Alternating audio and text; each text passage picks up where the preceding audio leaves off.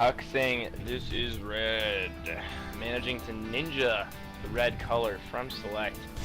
It's actually really frustrating when people steal your color in a tournament or a high-profile show match such as this. By the way, guys, there's $300 US on the line for all of these games, boasting one of the better prize pools of any tournament so far in a single best-of-5 series. So there's going to be a lot more of this to come. Make sure you guys go post in the thread on Team Liquid, because we will be taking everybody's thoughts and votes into account. If you guys have any fan favorites, anybody you guys really want to see play a best-of-5 show match for the StratBunker, go check out the thread, post, and we'll take it into consideration, and then we're going to use that to decide our matchmaking in the future. And we're also going to have tournaments in the future, but obviously we're not going to do matchmaking for the tournaments. Those are going to be 64-player invite type things.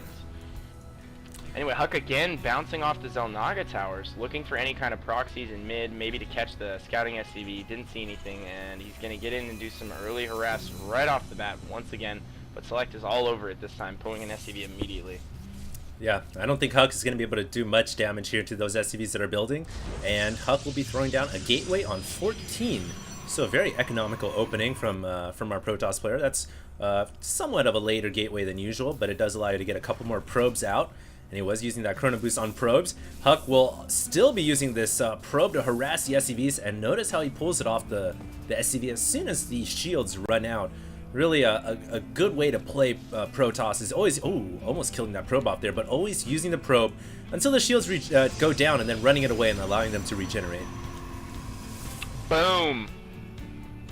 Probe down. Oh, SeleCT I did not see pulls that. his SCV off the barracks very quickly, sniping the probe. HuK says what? SeleCT says ouch. Get out of here. Probe down. Well done, SeleCT. Terran fighting. No, I'm just kidding. Yeah, that was I didn't actually see that, but if SeleCT actually got that probe out, then that would make him the 4th Terran to ever kill off a probe of HuK. Which, like you said, HuK doesn't really lose that probe quite often. But anyways, here we go. We have a 2 racks opening from SeleCT, and very much like how he likes to play Terran versus Protoss. Now, if he tries to go for that fast expand on a map like this, where on Xel'Naga Caverns where it's so wide open, I think he might have a bit of difficulty, especially if HuK opens up with 4-gate.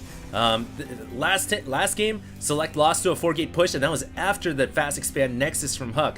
This time, if a 4-gate comes out and SeleCT has a command center out there, that could be a very, very bad situation. Yeah, I agree, and I would love to see SeleCT try something else. I think HuK has his number at this point. He knows that the 2 racks FE is coming, and it's been coming every game. He hasn't changed up his build at all. There really hasn't been any deviation, and maybe SeleCT is really confident in this build against Protoss. Maybe he feels like it is the best way to play against Protoss, but at the end of the day, you have to mix your play up a little bit, especially when you're playing for this kind of money. I totally agree. I mean, you couldn't put it any better, PainUser. When you're playing with money on the line, you get predictable, your opponent's going to take advantage of that, and they're going to take you down. I agree 100%, and I feel like HuK's adaptation of early aggression is almost a good counter to what SeleCT is doing, because SeleCT is really foregoing. I mean, he's been skimping on the bunkers, he's been skimping on early unit production. Like, for instance, this game, he only produced a Marauder and a single Marine before dropping the command center on the low ground. And we have 5 warp gates coming out of HuK right here, so not the situation Alex was describing earlier with a 4-gate push and SeleCT being in a bad situation. Now we have a fast expand coupled with a 5-gate coming from HuK right now, and this could be absolutely terrible for SeleCT. As a Terran, I mean, there's so many different places you have to cover when you're doing a fast expand, and your enemy is going for not a 4-gate, but a 5-gate. I mean, you've got to cover. Look at the Xel'Naga natural here, where SeleCT is building this command center. He's trying to get bunkers up, but he has to cover the south side as well as the north side, and it's just too much surface area. And I think that SeleCT here could be in a lot of trouble. HuK starting to warp in units. He's warping in from the proxy pylon. His key unit here, the Sentry, look for him to lay down some smackdown force fields. And I think SeleCT could be really, really in a lot of trouble. He's only got 2 barracks compared to 5 gates and 2 bunkers, 1 not even fully loaded. SeleCT did manage to get a scout off in the main base of HuK. Saw most of those gateways. He only saw 3 of them though, so he doesn't know how how dire of a situation he's really in. And HuK pushes in, kills the first bunker right away. Select with some good micro, manages to get his troops back around the side. Really needs to get that second bunker up, and probably even a third bunker, and he did drop that third bunker, but that SCV gets killed right away. And now it's really just going to be a battle of micro. Select doing a good job so far. HuK, I feel like a little bit too zealot heavy. I feel like if he had more stalkers in the mix, he could be picking off more SCVs and more units right now. Stim is nearing completion for the Terran player Select. As soon as Stim finishes, those Marines and Marauders are going to be that much more powerful. And one thing HuK has to be careful about here is oh, great force fields right there, blocking off a couple of Marines and Marauders to the side. But one thing that HuK has to be careful is getting too deep into the mineral line, because then those SCVs, like you said, will come out with those drills in hand and surround you. And if they do indeed do more damage, that could be a very bad situation. But look at this, more stalkers coming in. The sentries focusing down that supply depot. Oh man, Select is in such a world of hurt right now. I don't know if he can hold on to this.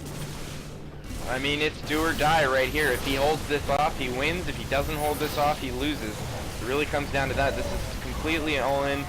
He's losing some stalkers right here. Select making a final push, pulling his SCVs. Loses a majority of his SCVs right there, and I do not think that was the optimum situation for Select to engage. I think he should have waited for a few more units, let HuK go around the back and do some harassment. But now he's losing the bunkers at the front door, doesn't have enough SCVs to repair them. HuK is just steamrolling his expansion at this point. Select is going to be forced to lift off.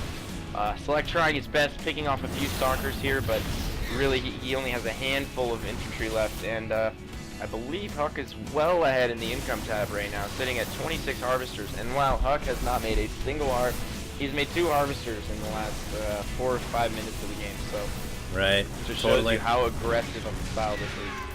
Now the Terran player is not completely out of this yet. He still has a second command center, so he can mule up and pump dual SCVs. I mean, yeah, he's really far behind, but if he can get a couple bunkers up at this ramp, and he can start to mule up, he's not completely out of the game yet. But here we go, HuK realizing that, pushing forward, good force fields, locking those Marauders, not allowing them to micro away. And I think that HuK, I think he's just going to take this game right here, right now. If you see, if you go to the back of Select's base, he added a factory, and he also added another tech lab onto one of the barracks. I think that was a really poor decision on his part. I think he should have spent that extra money on bunkers at the front door.